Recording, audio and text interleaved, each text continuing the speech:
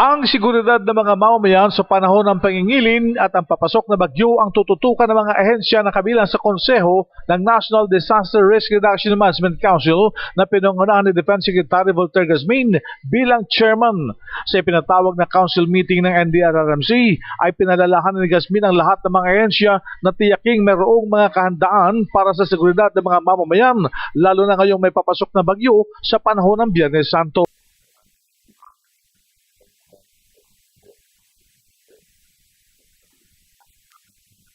Partikular na kalalampag ni Gasmin ng AFP at PNP sa pagpapalalang tiyakin ang kapayapaan sa panahong ito ng Semana Santa.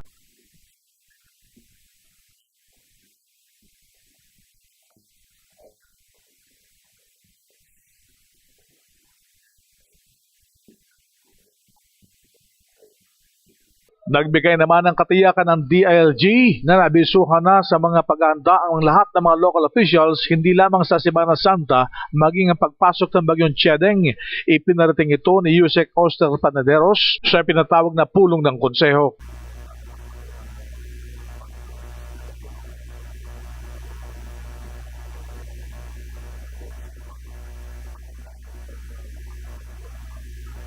Iyan ang DZRH News sa Campo Aguinaldo, RH 911, Bing Formento, naglilingkod sa pagbabalita.